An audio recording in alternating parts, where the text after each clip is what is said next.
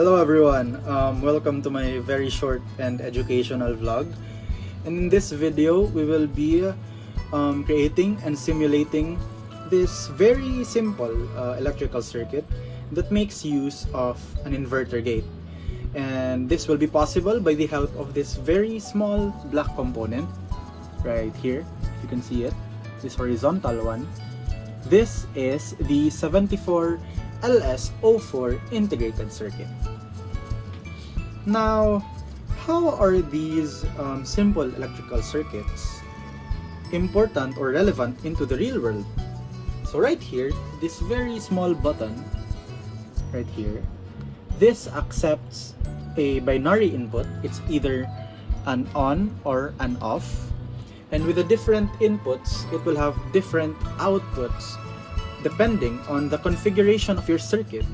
And this will be basing also in this component right here, your IC. So later we will be seeing the what I'm trying to say right now, which with the different inputs you will also have different outputs. Come along with me and let's create this very simple electrical circuit with an inverter gate. So let's go. So in this mini project, we will be needing, of course, a breadboard.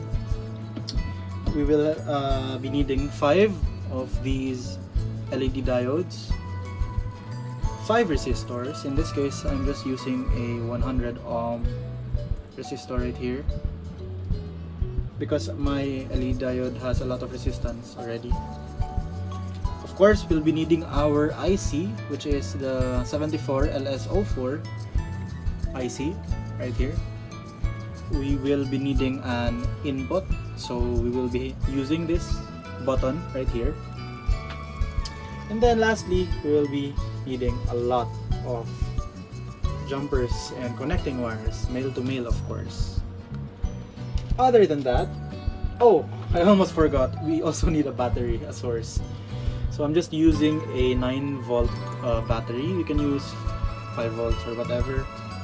And yeah, I have this 9-volt battery right here, and I think that's pretty much it. And we can now start creating our circuit. So let's go. To start off, let's put our button and our IC into the breadboard.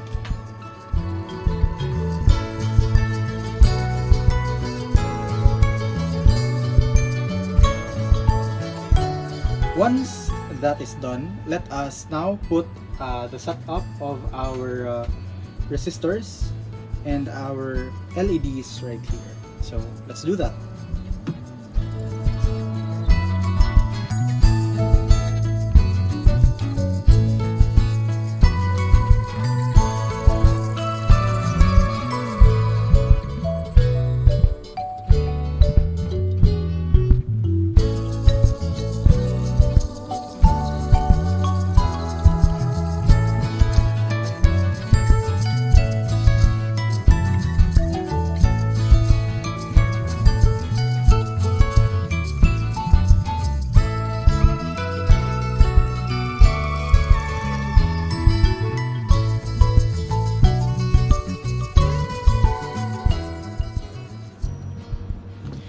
We have completely set up our resistors and our LEDs.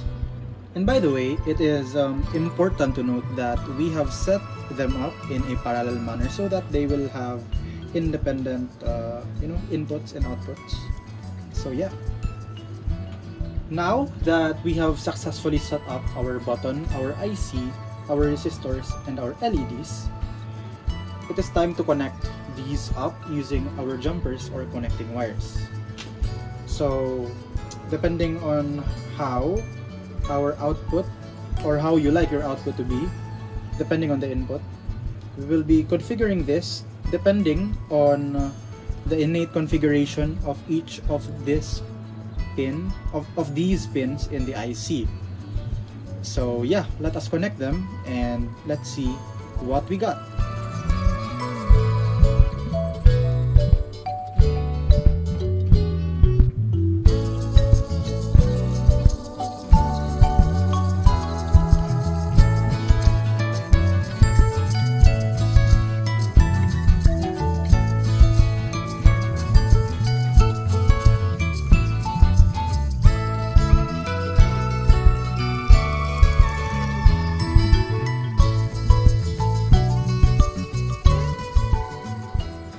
And we are finally done with our simple electrical circuit with an inverter gate. So, I configured this circuit such that if the input is 0 or if this is off, meaning nothing is pressing it, or if we are not pressing this button, then if we will give the source, this LED, the second one, and the last LED will turn on. But once we press this, we will give input, this will be 1 or it will be a yes right here.